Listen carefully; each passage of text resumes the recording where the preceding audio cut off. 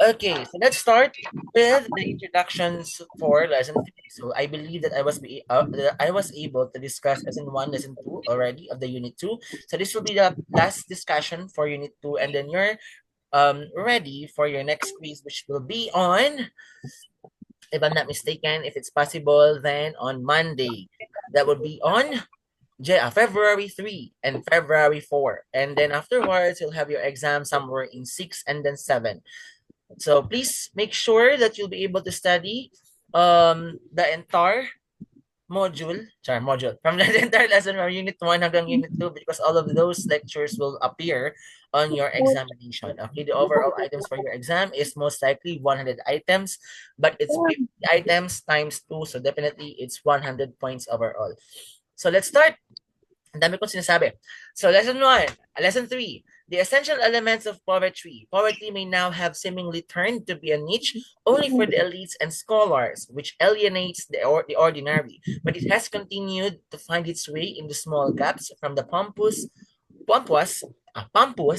I don't know how to pronounce this one, pompous, and condescending to the hearts of everyone. Through messages and emotions of poem conveys to the readers, such elements of poetry are the centerpiece of this lesson.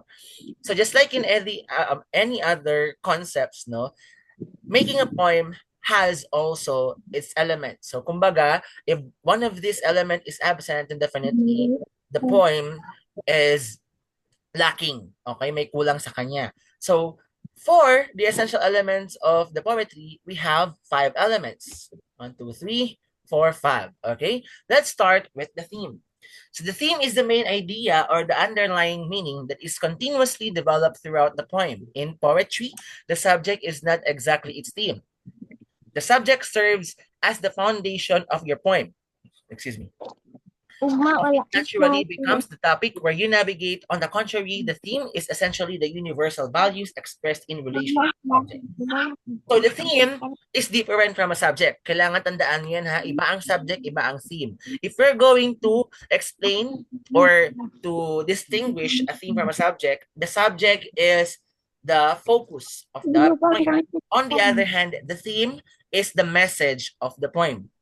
Okay, so say for example, the subject is about war. So what could be the theme? So pwede mong gawing theme yung love and sacrifice. Or say for example, the subject is unrequited love. Or you can also make the theme about sacrifice. Diba? So say for example, the poem is about even though it pains me to see you with another man, I'll be glad to be the one who understands. So with that point phrase, no, you could definitely see that the subject is about unrequited love.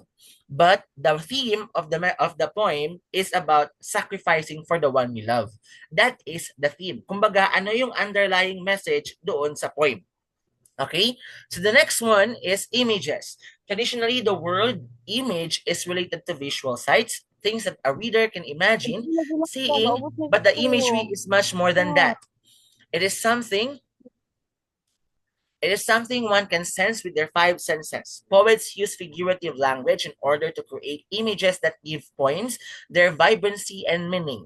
These include techniques like metaphor, simile, personification, and hyperbole.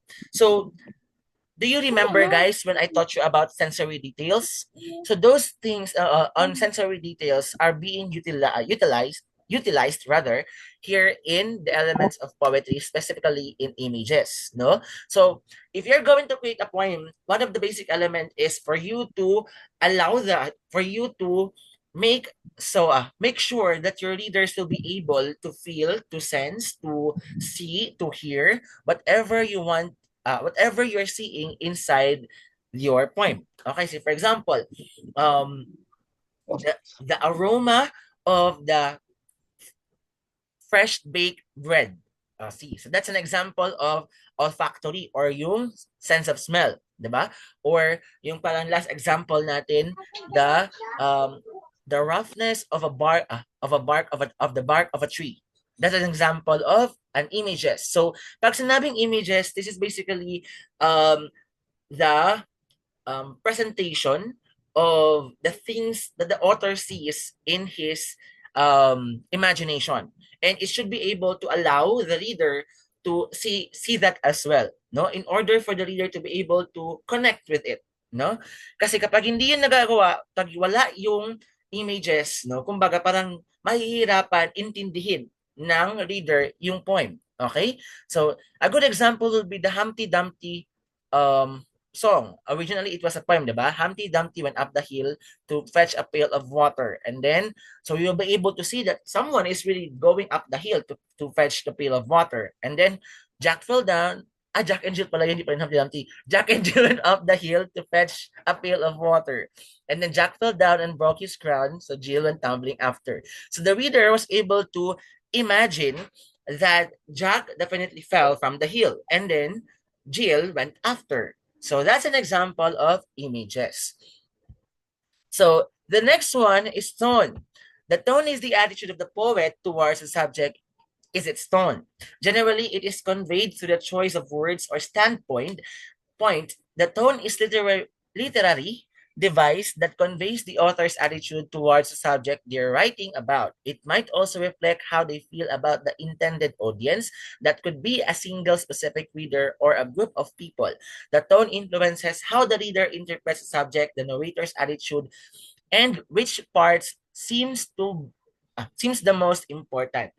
So the tone defines the vibe of a poem. Say, for example, the the sun shines so bright, everyone is smiling. So as you can see in that phrase, the sun shines so bright, everyone is smiling, it denotes or depicts that the vibe of the poem is happy. Or say, for example, the shadows creep on the sunlight where it used to dance. So the shadows creep. So if you're going to imagine that, the image that comes into your mind is that it's gray, it's dark, no? So definitely it gives you a sad tone. That's the tone. It basically describes the vibe that is being emitted in the poem. Okay? The next one is symbolism. Symbolism is a literary device that refers to use of symbols in a literary work. A symbol is something that stands for for or suggests something else. It represents something beyond literal meaning. In literature, a symbol can be a word, object, action, character, or concept that embodies and evokes a range of additional meanings and significance. So most of your answer during our class recitation is that a dove could be a symbol of peace, diba? So that's an example of symbolism. Basically, symbolism is being used in order for people to create a different interpretation of the poem. Okay? It allows people to make their own interpretation. It also gives another literal meaning or deep meaning of the poem. Say, for example, if you use the word fire, he has a fire in his eyes. The fire is a representation or a symbolism for passion, no? Or say, for example, the snake, he has an attitude of a snake, or he's like an evil snake. So the snake could be a symbolism for treacherous or an evil character, something like that, no? Or being a traitor, ganyan. So that is symbolism. It gives a single word a deeper meaning. For as long as that word is correct or has the characteristic of what the author wants to convey.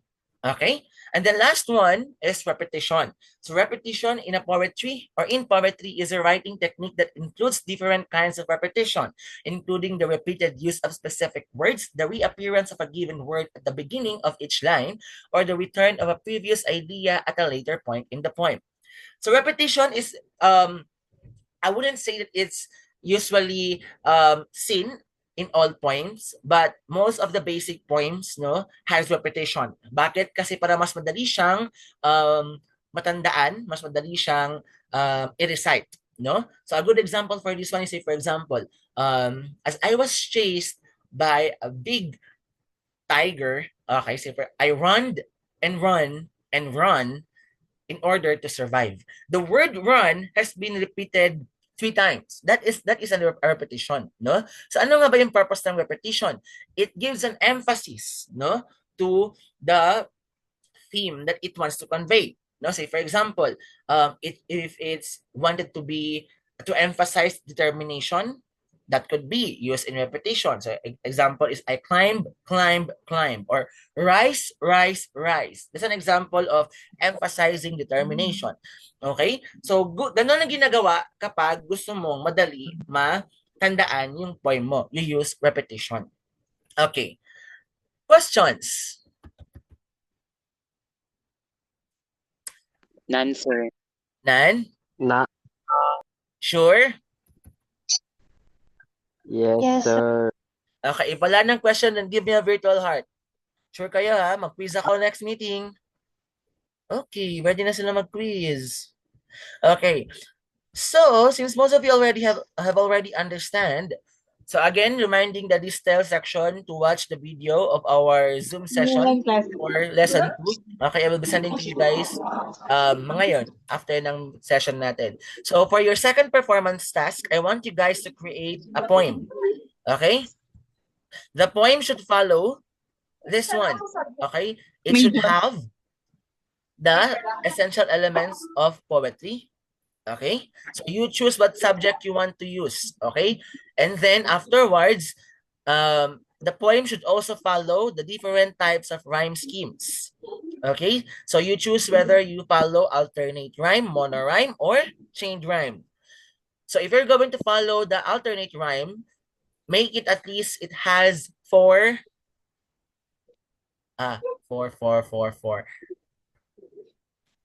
parts. Okay, so definitely it should have at least 12 stanzas. So if you're going to use naman chained rhyme, you could just follow the pattern A B B C B C C B C D. If you're going to follow monorhyme, the same rule should be followed with the alternate rhyme, meaning kailangan meron siyang 12 stanzas. Okay? So you choose either you're going to make a sonnet, or a free verse. Okay? I'm not going anymore to require you guys with shape poetry because I have required you with the stanzas. Yung sa free verse, hindi nyo kailangan mag-rhyming, okay? Pero kapag sa sonnet, you have to follow the rhyme. Okay? So again, the poem is should have the essential elements of poetry. It should follow the different types of rhyme schemes, and either you choose sonnet or free verse. Questions? Submission for Spencer, Hoxton, and the Farimond will be on Monday. And then the submission for Distel is Tuesday. No, hala, you have Friday, Saturday, Sunday. You have 3 days to make your poem. Ala. Ang haba ng 3 days, doy. Okay? Anyways, you should not generate it through ChatGPT, because once I'll be able to cite, say for example, a word that I find unfamiliar, then I will ask you about it. If you cannot answer that, then basically I will be deducting 10 points per word sa output ninyo. Mary Chris, you're raising your hand. Do you have a question?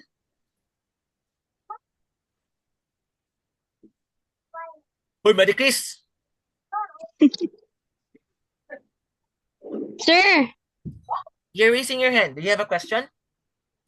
saan po ilalagay? Very good question, Mary Chris. You are going to print that in a vellum paper. Make sure my design, and the design should have relevance to your poem. So say for example, if you're going to choose the subject of love, so dapat yung poem ninyo relevant yung theme niya sa love, also yung design niya kailangan relevant siya doon sa poem mo. Okay? Another question. Any poem lang, sir? Any poem. It's up to you. Anong gusto mong theme gawin? Eds? Ash? Sino yun? Edsel? Edsel, sir. Okay. So kayo bahala. If you want to... Who's that? Jasmine. Elora. Yes, you have a question? Sir, yung about sir sa quiz, sir, lesson 1, unit 2, lesson 1, 2, 3, sir, ang quiz. Yes. The composition of your the questions for the quiz number 2 will be from unit 2, lesson 1, 2, and 3. Okay, sir, thank you. Okay. So again, the submission of your poem will be on Monday for Spencer, Hoxton, and Farimon.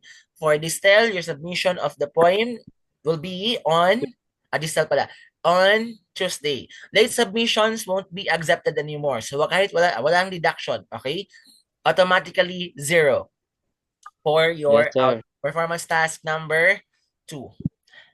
Okay? Merry quiz!